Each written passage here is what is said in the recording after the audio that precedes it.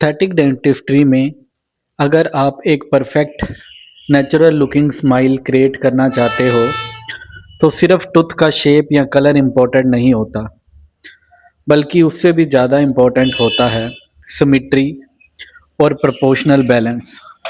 क्योंकि ह्यूमन आई naturally symmetry को beauty के साथ एसोसिएट करती है।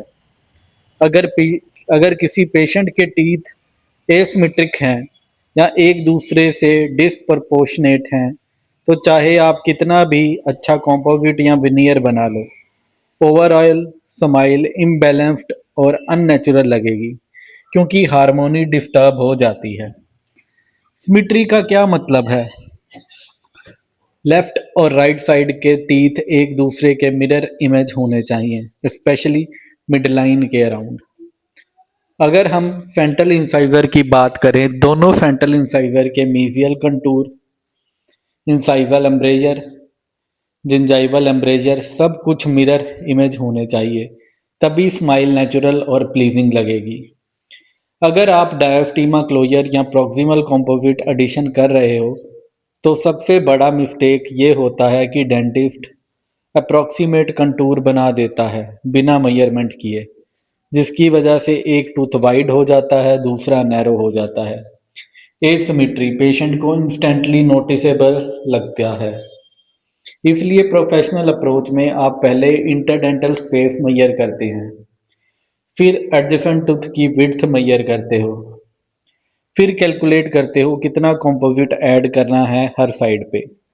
इस तरह आप इक्वल डिस्ट्रीब्यूशन ऑफ मटेरियल कर पाते हो और परफेक्ट सिमेट्री अचीव होती है।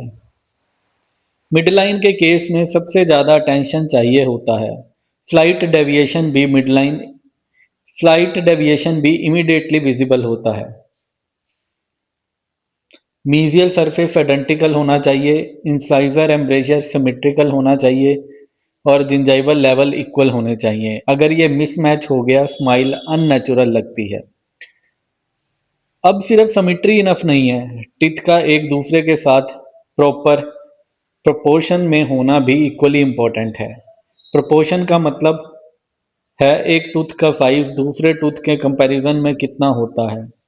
ये डिपेंड करता है टूथ पोजीशन पे, अलाइनमेंट पे, आर्च फॉर्म पे, स्माइल कर्वेचर पे। रूल क्या कहता है? फ्रंट व्यू से जब आप स्माइल देखते हो, हर टूथ का विजिबल विड्थ 60% होता है उसके मीजियल टूथ से। मान लो सेंट्रल इंसाइजर 100% है, तो लेटल इंसाइजर 60% ऑफ सेंट्रल इंसाइजर होंगे और केनाइन 60% ऑफ द लेटल होंगे। इससे ग्रेजुअली डिक्रीजिंग हार्मोनियस अपीयरेंस मिलती है। एक्चुअली टूथ विड्थ पे बेस पे नहीं होता, बल्कि अपरेंट विड्थ जो फ्रंट से दिखता है उसके बेस पे होता है। सिर्फ 17% population naturally golden proportion follow करती है, इसलिए ये एब्सोल्यूट रूल नहीं है, सिर्फ एक गाइडलाइन है।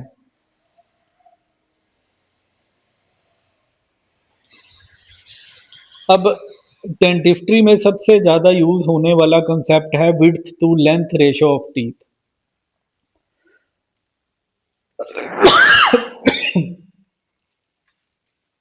अब याद रखो कि width is equal to 75 to 80% of the length. Ideal ratio 0.75 होनी चाहिए, और अगर 1:1 है या 1 से ग्रेटर है तो टूथ स्क्वेयर या शॉर्ट लगता है। अगर 0.75 से कम है तो टूथ लॉन्ग और नैरो लगता है। स्माइल में सबसे ज़्यादा फोकस होता है मैक्सिलरी सेंट्रल इंसाइजर पर, इसलिए अवॉइड करो नैरो और long appearance, short and wide appearance. Always aim a balance width to length ratio plus symmetry. So use dental caliper for diastema closure. Golden proportion याद रखो 60%. Frontal incisor idle ratio should be 0.75 to 0.80. अगर ratio 1 से greater है तो short tooth होगा, और अगर 0.75 से कम है तो टूथ लॉन्ग होगा। अगर हम एक स्माइल को ओवरऑल देखें तो उसकी हार्मनी सिर्फ टूथ के शेप या कलर से नहीं, बल्कि टीथ की करेक्ट पोजीशनिंग और proper alignment in the arch से डिसाइड होती है। सिंपल लैंग्वेज में समझो, अगर टीथ प्रॉपरली अलाइंड है, स्माइल बैलेंस्ड है। अगर टीथ रोटेटेड या माल पोजीशनड है, पूरा आर्च फॉर्म डिस्टर्ब हो जाएगा। माल पोजीशन सिर्फ पोजीशन का प्रॉब्लम नहीं होता, ये प्रोपोर्शन और सिमेट्री को भी इनडायरेक्टली डिस्टर्ब करता है। आइडियल सिचुएशन में अगर रोटेशन, स्पेसिंग, क्राउडिंग या माल occlusion है, ऑर्थोडोंटिक ट्रीटमेंट बेस्ट ऑप्शन है। लेकिन रियल लाइफ में पेशेंट अफोर्ड नहीं कर पाता, टाइम कंस्ट्रेन होता है, माइनर डिफेक्ट होते हैं, तब हम conservative aesthetic approach composite veneers use करते हैं। सिंपल रूल, सिर्फ वो केस ट्रीट करो जहां occlusion डिस्टर्ब ना हो, जिंजाइवल कंटूर कॉम्प्रोमाइज ना हो। अगर टूथ थोड़ा रोटेट हुआ है, माइनर रोटेशन, तो हम उसको ऑप्टिकल और फिजिकल दोनों तरीके से करेक्ट कर सकते हैं। टेक्निक, प्रोमिनेंट एरिया को इनेमल रिडक्शन करो, जो भी बाहर निकला हुआ है बल्ज उसको रिड्यूस करो, सिर्फ इनेमल तक ही लिमिट रखो, डेंटिन एक्सपोज नहीं करना। डेफिशिएंट एरिया जो कंपोजिट से बिल्ड करो, जो साइड डेफिशिएंट है वहां कंपोजिट ऐड करो। रिजल्ट, टूथ का कंटूर स्ट्रेट हो जाता है, रोटेशन विजुअली करेक्ट लगती है। विनियर केस में क्या करते हो?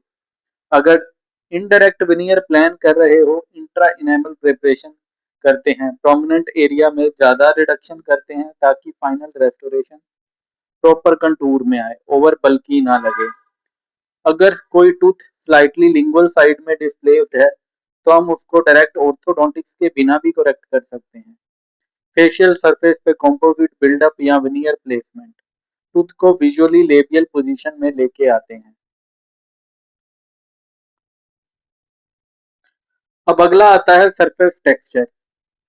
अब आते हैं एक बहुत underrated but extremely important topic पर, सरफेस टेक्सचर। नेचुरल टीथ कभी भी कंप्लीटली स्मूथ नहीं होता, उनमें depression, convexity, stippling, perikymata present होते हैं। Age related texture difference, young teeth में ये रफ डिटेल टेक्सचर होते हैं, ओल्ड में स्मूथर वीक हो जाते हैं। लेकिन ओल्डर पेशेंट में भी ये कंप्लीटली फ्लैट रेस्टोरेशन अननेचुरल लगता है।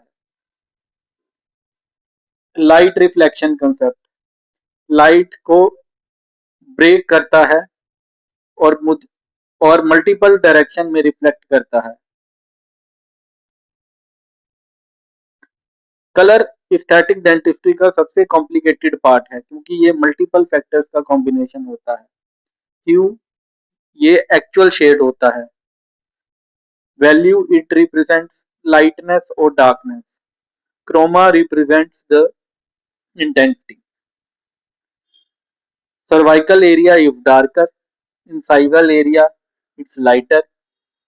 केनाइन्स आर यूजुअल, केनाइन्स जो होते हैं वो इंसाइजर से थोड़ा डार्कर होते हैं। अब आपको मेटामेरिज्म प्रिंसिपल आना चाहिए, डिफरेंट लाइट सोर्स मतलब डिफरेंट कलर परसेप्शन, इसलिए शेड सिलेक्शन एक ही लाइट में मत करो। कलर फटीग, लॉन्ग टाइम तक देखने से आई येलो और ऑरेंज डिफरेंशिएट नहीं कर पाती, इसलिए ब्लू ऑब्जेक्ट देखो, आई रीसेट हो जाती है। शेड शेड सिलेक्ट करो बिफोर आइसोलेशन, ट्रूथ ड्राई नहीं होना चाहिए। स्मॉल कंपोजिट सैंपल अप्लाई करके चेक करो, पेशेंट को भी इन्वॉल्व करो फाइनल सिलेक्शन में। ट्रांसलूसेंसी, ट्रांसलूसेंसी डिसाइड करती है टूथ लाइट के अंदर, लाइट टूथ के अंदर कितना पेनिट्रेट करेगी और कैसे रिफ्लेक्ट होगी। लाइट इनेमल से पास होकर डेंटिन तक जाती है, फिर रिफ्लेक्ट होती है, इससे आती है natural Vitality, life like appearance. अगर आप बहुत ओपेक मटेरियल यूज करते हो तो लाइट पेनिट्रेट नहीं करती, टूथ डल और लाइफलेस लगता है। ओपेक मटेरियल से स्टेन मास्क करते हो बट वाइटलिटी लॉस हो जाती है। टिंट्स हमेशा कंपोजिट के अंदर प्लेस करो, सरफेस पे नहीं। परफेक्ट रेस्टोरेशन वो नहीं होता जो सिर्फ टूथ को रिप्लेस करे, बल्कि वो होता है जो लाइट, टेक्सचर, कलर और अलाइनमेंट के थ्रू नेचुरल टूथ को परफेक्टली मिमिक करे।